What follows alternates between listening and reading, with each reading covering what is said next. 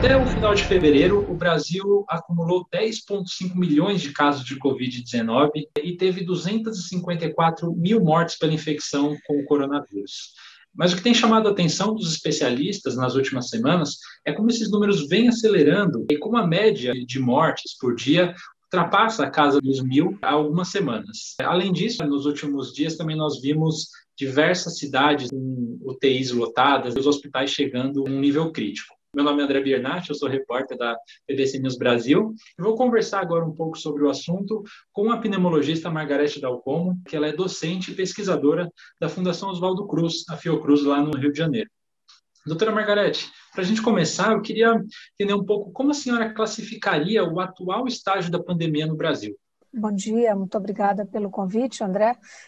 Eu acho que nós estamos num momento muito grave da epidemia no Brasil, com um recrudescimento já materializado como uma segunda onda, o que não nos surpreende, porque as medidas de controle sanitário foram não só controversas, como muito ineficientes em alguns momentos, e nós, sabendo que a única solução possível para controle da epidemia da Covid-19 seria e será a vacinação em massa da população, sem dúvida nenhuma. Então, portanto, nós estamos ainda começando um processo que ainda não está na velocidade desejável e não temos observado, infelizmente, um comportamento de solidariedade coletiva, um comportamento não só da nossa sociedade, como também de algumas autoridades políticas que não vêm ajudando no sentido de aumentar a consciência cívica de que é preciso que nós ainda,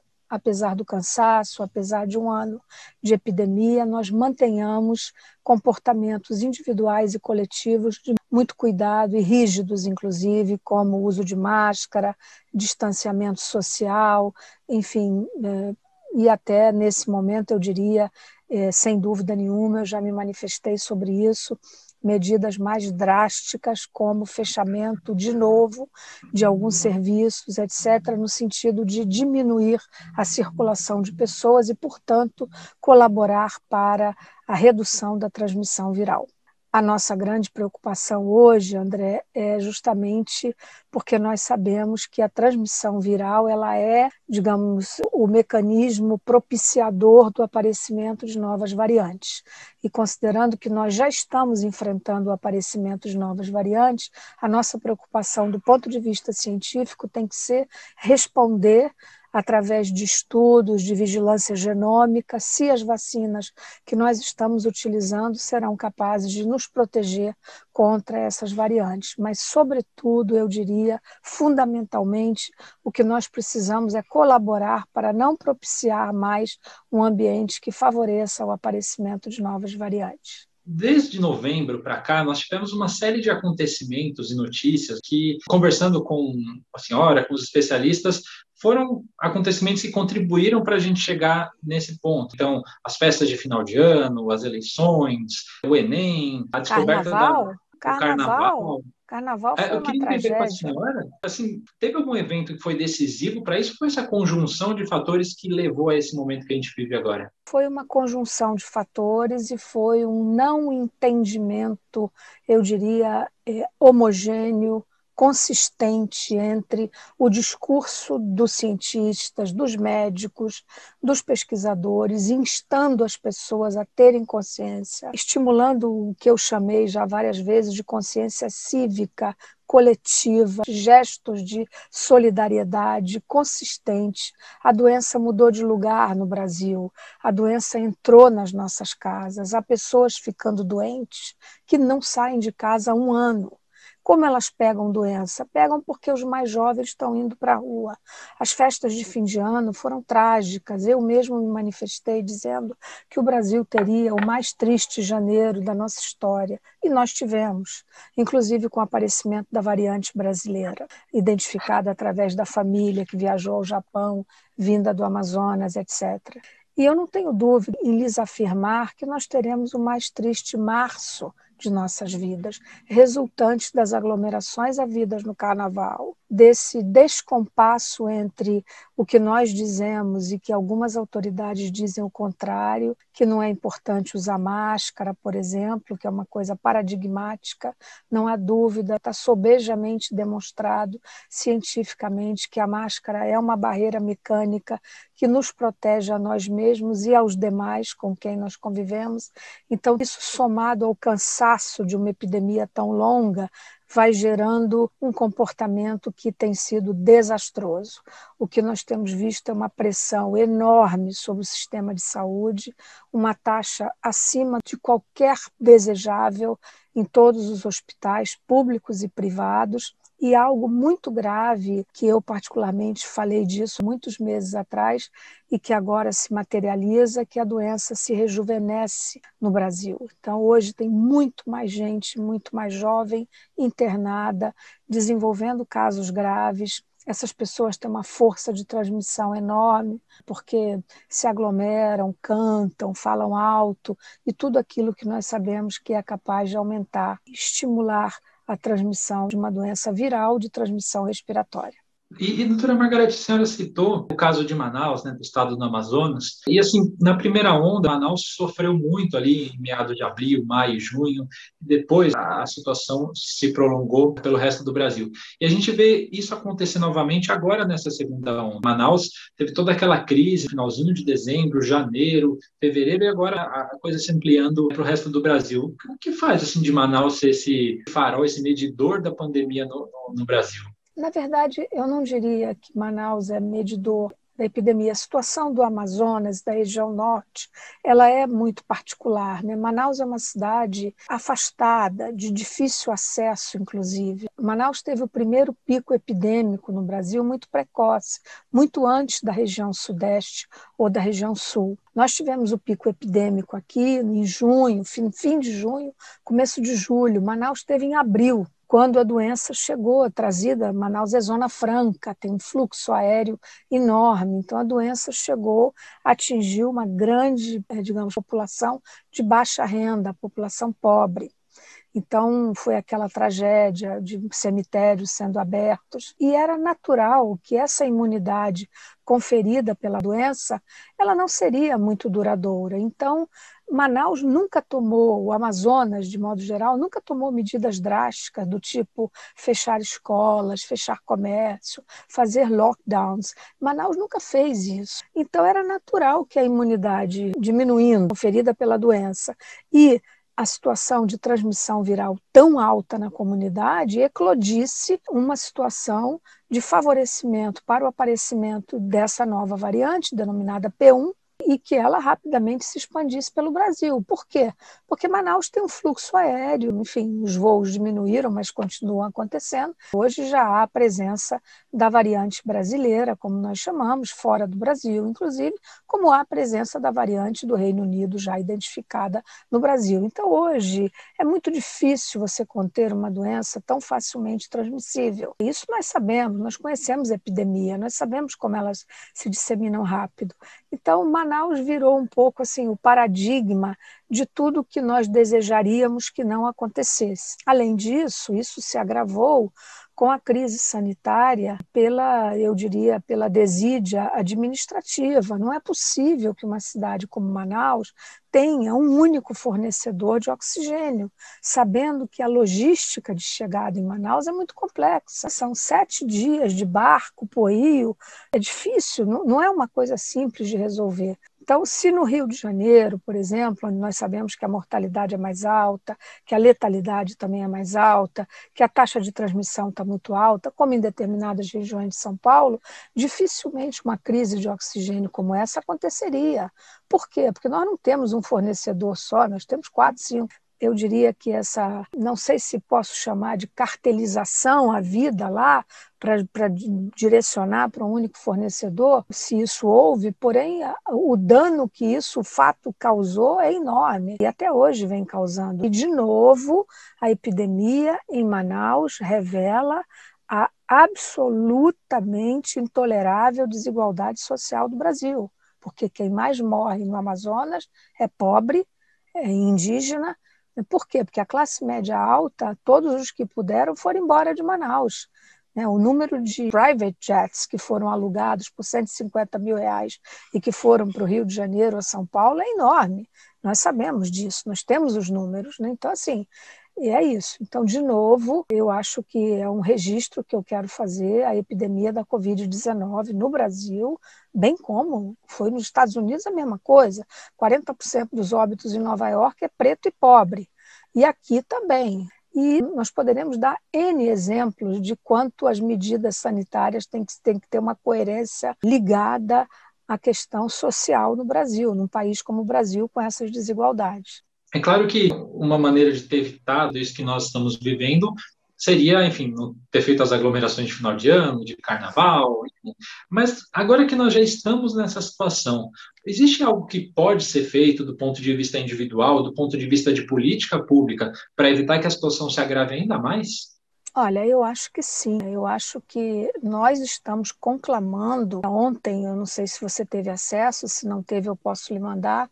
Nós emitimos, gerado pela Sociedade Brasileira de Pneumologia, da qual eu sou presidente eleita agora, e nós emitimos um documento que já está assinado por 50 outras sociedades médicas, contestando esse discurso de que não é para usar máscara e provando e mostrando. Então, assim, isso foi objeto de muita divulgação ontem pela imprensa.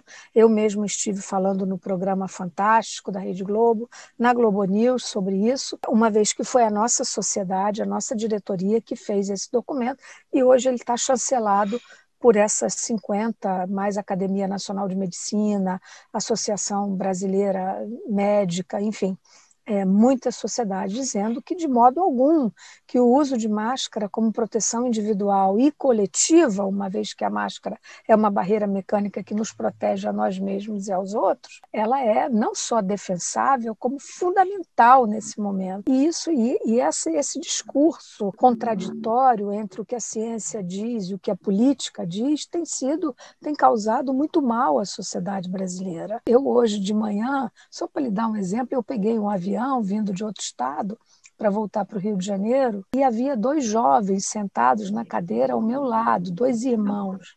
Eles entraram no avião e tiraram a máscara, puseram a máscara aqui.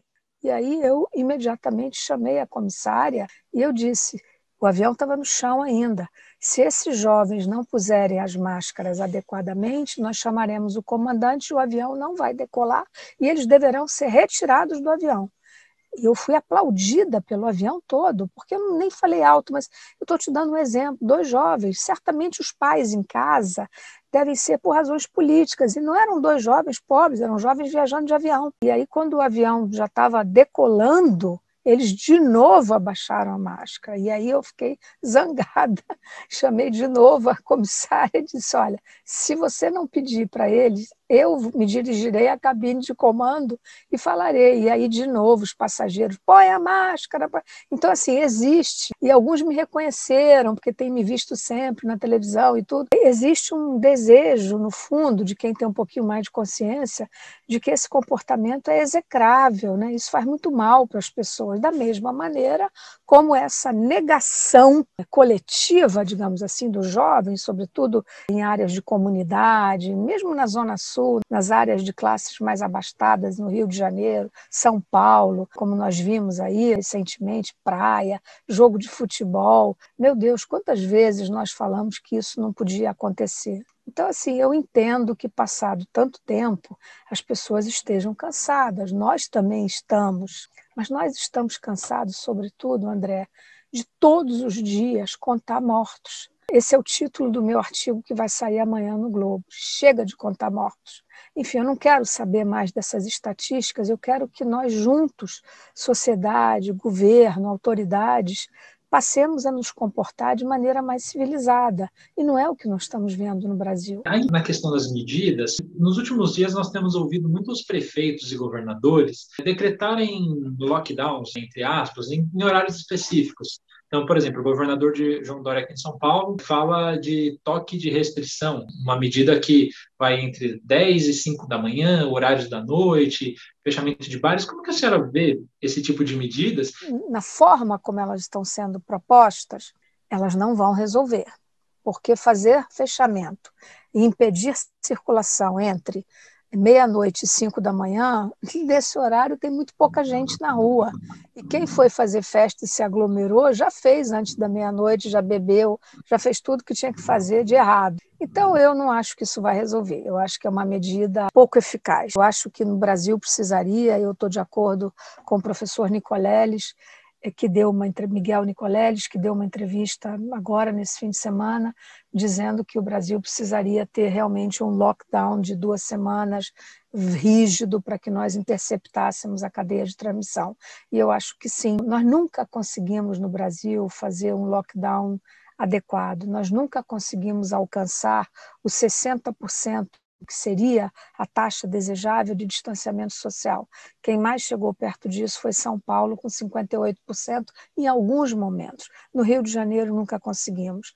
Então, esse descompasso entre o que a ciência dizia e agora, com todo mundo tão cansado dessa epidemia tão longa, a economia tão machucada, e as pessoas têm que entender, André, que não tem jeito. Se nós não fizermos isso durante algum tempo e não começarmos rapidamente uma vacinação em massa, nós temos que vacinar 70% da população brasileira até o meio do ano. Não é até setembro, é até o meio do ano. Caso contrário, nós vamos propiciar condições para o aparecimento de outras variantes. Nós temos que começar investimento pesado em vigilância genômica, para que nós possamos ter certeza de que as vacinas que estão sendo produzidas pelos 2 institutos públicos brasileiros, quer pela Fiocruz, quer pelo Butantan, são efetivas, como parecem ser até o momento, contra novas variantes. Mas nada nos garante que não aparecerão outras variantes. Então, essa vigilância genômica, que é cara, esse investimento é fundamental nesse momento. Falando da vacinação, como a senhora mesmo comentou, o Brasil tem uma capacidade e um histórico muito bom, né, de vacinação, de fazer campanhas de massa. A gente vacina milhões, 80 milhões de pessoas todos os anos nas campanhas contra a gripe, mas o ritmo da vacinação contra a Covid-19 está bem devagar. Esse ritmo nós vamos levar anos para proteger a população que mais precisa ser protegida. O que a senhora analisa que são os principais gargalos desse ritmo lento da vacinação? Bom, o primeiro é óbvio, não tem vacina. Então, assim, é muito fácil de responder. Se nós tivéssemos os milhões que nós precisamos, André, o que nós precisaríamos é ter agilidade e o velho PNI tradicional, competente, com a nossa enorme experiência de saber vacinar, muito mais do que outros países, somado de par com essa capilaridade espetacular do SUS no Brasil, sem dúvida nenhuma seria capaz. Mas eu acho que nesse momento há uma situação nova. A epidemia da Covid-19 mostrou que o Brasil pode ter o aparecimento necessário de um novo voluntariado de nova qualidade. E isso nós temos visto. E o que nós estamos vivendo agora? Um momento, eu mesmo tenho conversado, semana passada estive com a empresária Luísa Trajano em São Paulo, almocei com ela, justamente porque ao me agregar ao movimento chamado Mulheres do Brasil, que congrega uma quantidade enorme de pessoas, não só mulheres, mas empresários de grande capacidade, se nós não tivermos o auxílio da iniciativa privada, que pode nos ajudar muito, e é isso que nós estamos discutindo. Eu sou completamente contrária à compra de vacinas pela iniciativa privada, já me manifestei sobre isso N vezes. Isto no Brasil é indecente, totalmente, immoral, eu diria. Então, o que nós precisamos é ter vacina provida pelo governo federal e a iniciativa privada nos ajudar na logística. Então, junto às prefeituras pequenas, que não têm a mesma capacidade, então tem que ter avião, barco, caminhão refrigerado, fornecimento de geladeira, de câmaras frias para armazenamento de vacina, de freezers a menos 20, se nós conseguirmos as vacinas da Pfizer, já que agora não é mais necessário ter freezer a menos 80, como o FDA já aprovou, e outras vacinas. Então, o que nós precisamos agora é ter muita vacina produzida e uma capacidade logística de grande envergadura, digamos assim, para vacinar muita gente em pouco tempo. Eu acho que essa é a solução.